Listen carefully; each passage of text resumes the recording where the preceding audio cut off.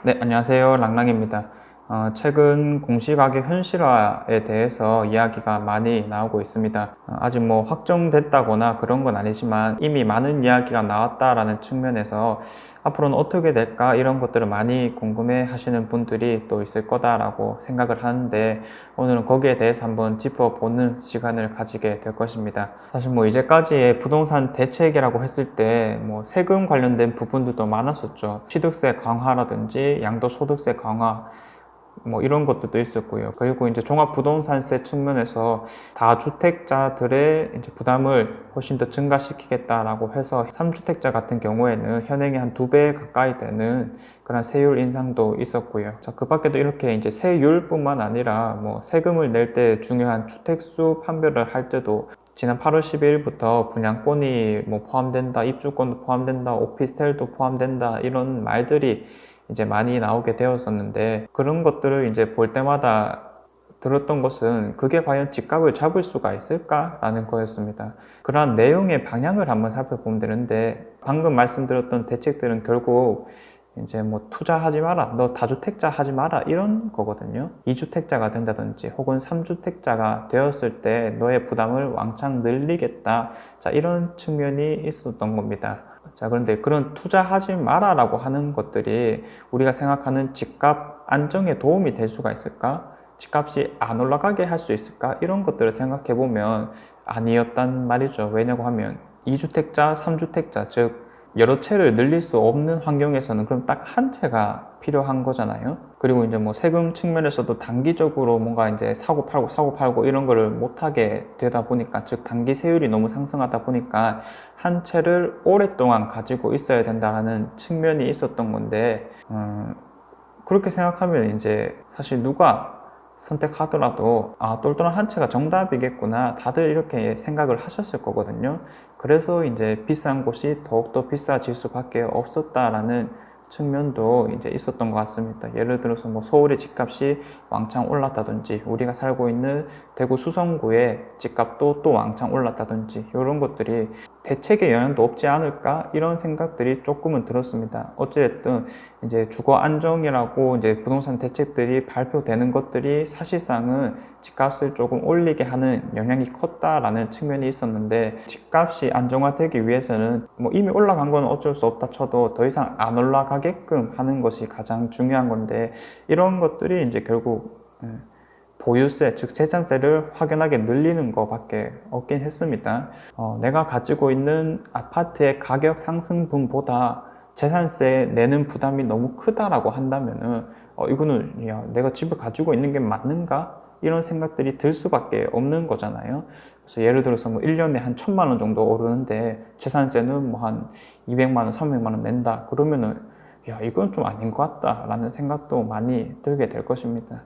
자, 그래서 실질적으로 이러한 이제 뭐 재산세를 늘리는 것이 효과적인 방법이 아닐까라는 생각들을 해왔는데, 최근에 이제 그런 것들이 발표가 되었습니다. 공시가격 현실화율을 한 90%까지 올리겠다라고 하는 건데, 자, 그런 것들이 이제 어떤 내용이냐면, 자, 일단은 뭐 제가 간단하게 메모를 하면서 한번 살펴보도록 할게요. 공시가격 현실화율을 90%까지 상승시키겠다 라는 겁니다. 기본적인 것들 조금 더 알 필요가 있는데, 어떤 용어를 알아야 되냐면 시세라는 것과 그리고 공시가격이라는 겁니다. 자, 시세 같은 경우에는 말 그대로 우리가 사고 파는 가격이라는 거죠. 실제로 거래되는 가격이라는 거고요. 공시가격이라는 것은 나라에서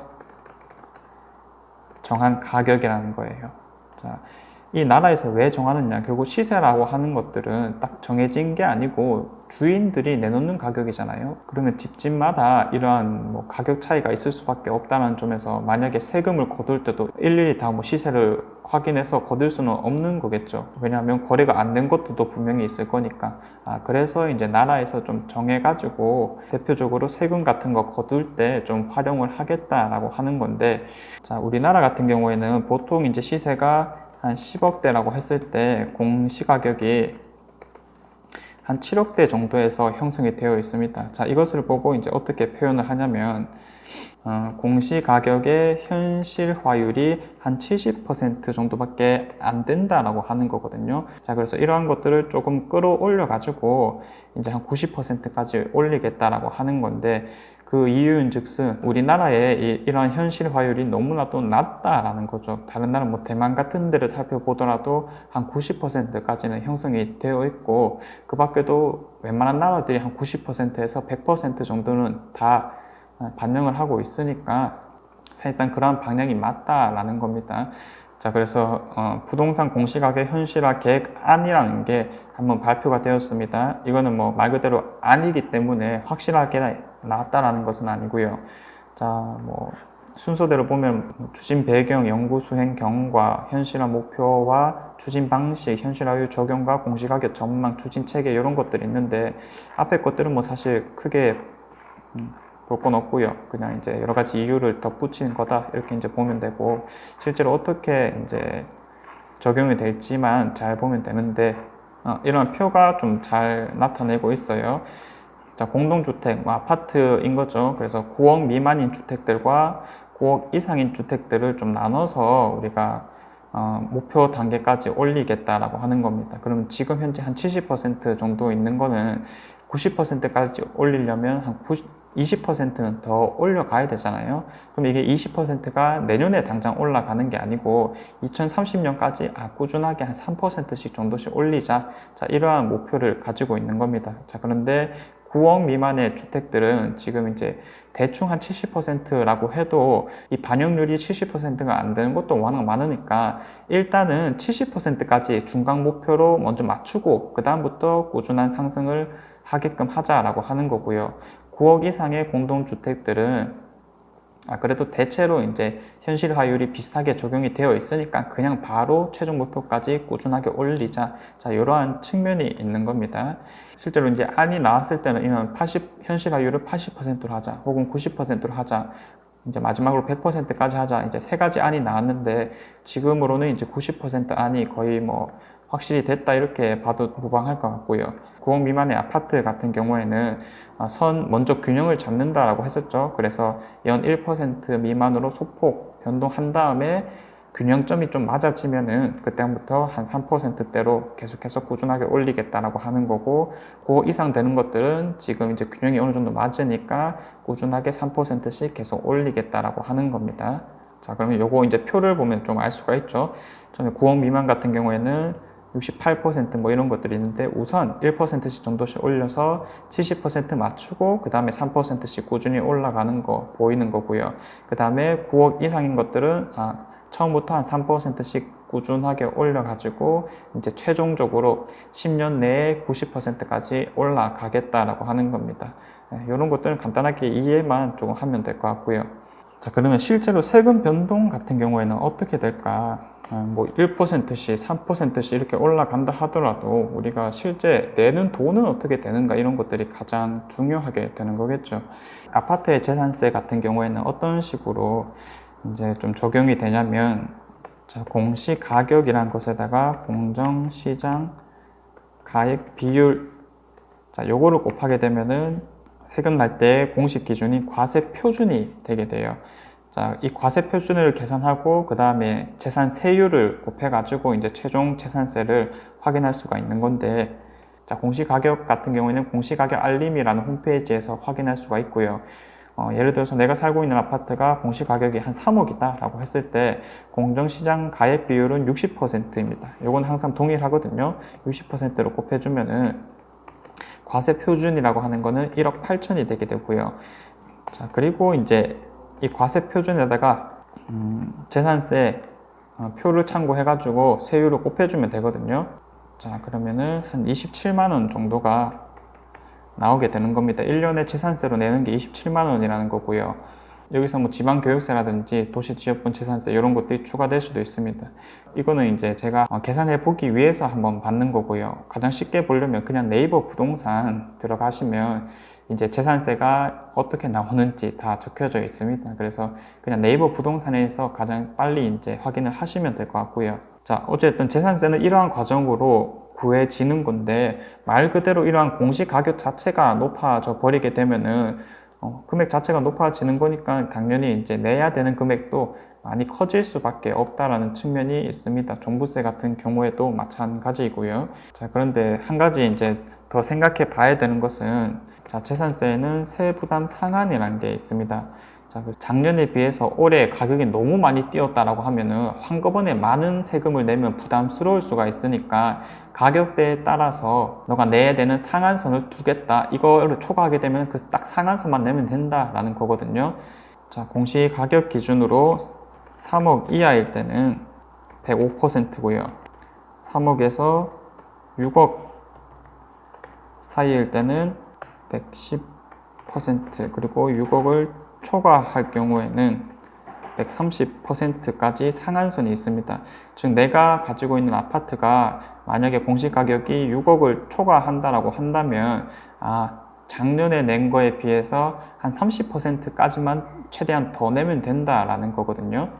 예를 들어서 내가 가지고 있는 아파트가 공시가격이 6억 원을 초과한 아파트라고 했을 때 작년에 한 80만 원 정도 냈다라고 하면 올해는 80만 원에 130%, 83, 24, 104만 원까지 이제 낼 수도 있다. 뭐 간단하게는 이렇게 이제 생각을 해봐도 좋을 것 같습니다. 분명히 이제 이것보다는 조금 적게 나올 가능성이 높을 거고요. 자, 그리고 이제 기사들을 한번 살펴보니까 이제 한 국회의원이 공시가격 100% 현실화돼도 추가 세부담이 그렇게 크지 않다라고 이제 정리해 놓은 표가 있었거든요. 그걸 이제 한번 살펴보니까 실거래가가 1억 원일 때, 그리고 3억 원일 때, 6억 원일 때, 9억 원일 때, 15억일 때, 30억일 때, 자, 각각 이제 실거래가 시세를 이제 적어놨고요. 현재는 이제 공시가격 현실화율이 한 60% 정도라고 했을 때, 그리고 이제 나중에 100%가 된다라고 했을 때 각각 재산세가 어떻게 나오는지도 정리해 놨습니다. 그러면 이제 100%일 때 재산세와 그리고 현재 재산세 비교를 한번 해보니까 3억짜리라고 했을 때 1년에 한 26만 원 차이가 나는 거고요. 100%가 된다 하더라도 6억짜리일 때는 한 73만 원 정도, 이렇게 이제 1년 기준으로 좀 바뀐다라고 하는 겁니다.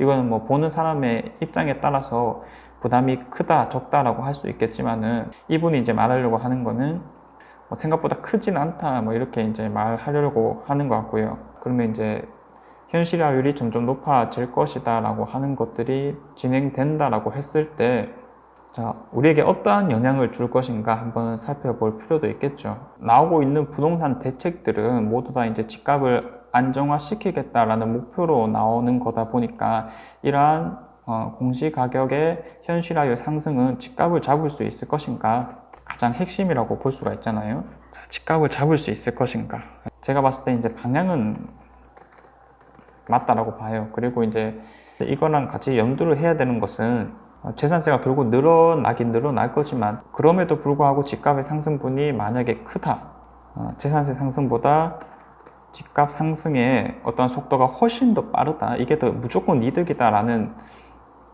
계산이 나오게 되면은 집값은 무조건 또 올라갈 수밖에 없는 구조이긴 하거든요. 왜냐하면 사람들은 바보가 아니니까요.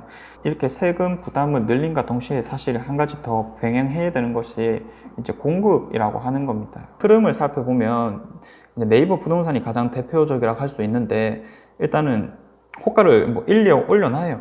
그러면 이제 높은 가격을 보고 사람들은 이제 낮은 가격에 매물들을 빨리 잡으려고 하는 것이고, 이런 낮은 게 다 소진이 된다면 또 이제 높은 가격들이 또 시세를 형성하게 되는 것이고, 이러한 과정을 거칠 건데, 그러면 사람들은 이거를 왜 살려고 하는 것이냐? 왜냐하면 살고 싶은 곳이기 때문이거든요.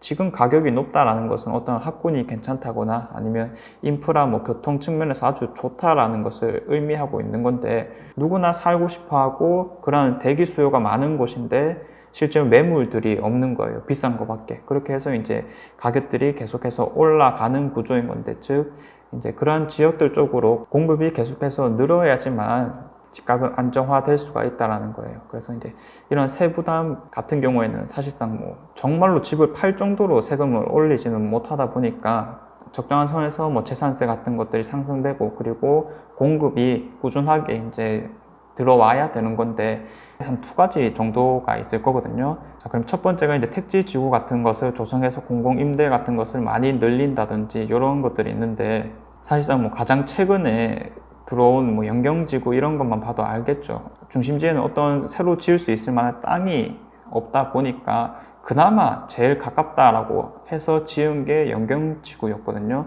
근데 이제 연경지구 자체도 사실 중심가랑은 어느 정도 거리가 있는 곳이다 보니까, 그럼 결국 공급이라고 하는 것들은 공급을 한다라고 하더라도 중심가에 있는 사람들과는 양극화가 좀 더 심해질 수밖에 없다, 이런 측면이 있는 거고요.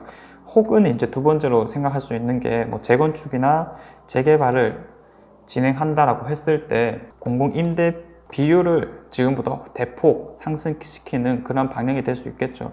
그래서 서울에서 실제로 이런 것들을 진행시키려고 하는 건데, 많은 재건축, 재개발 단지들이 말도 안 된다. 왜냐하면 자기 재산권인데 뭐 나라가 뭐 비율을 갑자기 높이는 게 말이 되느냐, 이런 말들도 이제 많았었고, 그럼 이제 그런 대신에 뭐 용적률을 훨씬 더 완화시켜 줄게, 이렇게 이제 말이 나오고 있는 건데, 결국 이제 갈 수 있는 방향이 이 정도라는 겁니다. 그래서 공급을 하기 위해서는 뭐 택지지구 조성해서 공공임대를 많이 늘린다든지, 그리고 재건축 재개발에서 공공임대 비율을 훨씬 더 많이 늘리게 하는 방향성을 추구한다든지, 이런 것들이 이제 지속적으로 돼야 될 거고, 그리고 집값을 잡으려고 한다면 첫 번째 말씀드린 세금 그리고 공급이라고 하는 것들이 잘 형성이 되어야 된다. 근데 이런 것들이 사실 너무나도 힘들기 때문에 집값을 잡는다라고 하는 거는 사실상 뭐 아무튼 뭐 방향은 좋다라고 생각을 하고 있어요. 그래서 앞으로 대구 집값을 좀 예측하려고 한다면 이러한 공급에 대해서 얼마나 신경을 쓰고 있는가, 이런 것들이 가장 핵심이다라고 볼 수가 있을 것 같고요. 뭐 아무튼 다시 한번 말씀드리지만, 이제까지의 어떤 뭐 투기하지 마라, 투자하지 마라, 다주택자 하지 마라 라고 하는 것과는 다르게 집값을 올리지 마라 라는 측면이 있는 거고, 지금 이렇게 이제 세율을 올림으로써 많은 논란이 있는 상황인데도 불구하고 그런 것들이 집값 상승보다 높은 수준이 아니라고 한다면 사실 뭐 그냥 부담만 늘어나고 끝인, 그럼에도 불구하고 주거 안정은 되지 않는 이런 상황이게 될 거고요. 그리고 이제 결국 꾸준한 공급이 되어야 되는데, 정부 주도하에서 어떠한 뭐 대책들이 더 발표되는지, 제가 봤을 때는 일단은 뭐 재건축 재개발 지역에 대한 공공임대 비율을 늘리는 방안 밖에 없긴 하거든요. 중심가에 그래도 들어온다라고 한다면 우리 대구 안에서도 가까운 미래에 변동될 수가 있으니까 관심을 가지고 한번 지켜보면 좋을 것 같습니다. 네, 제가 준비한 내용은 여기까지고요. 다음에는 더 좋은 내용으로 한번 찾아와 보도록 하겠습니다. 감사합니다.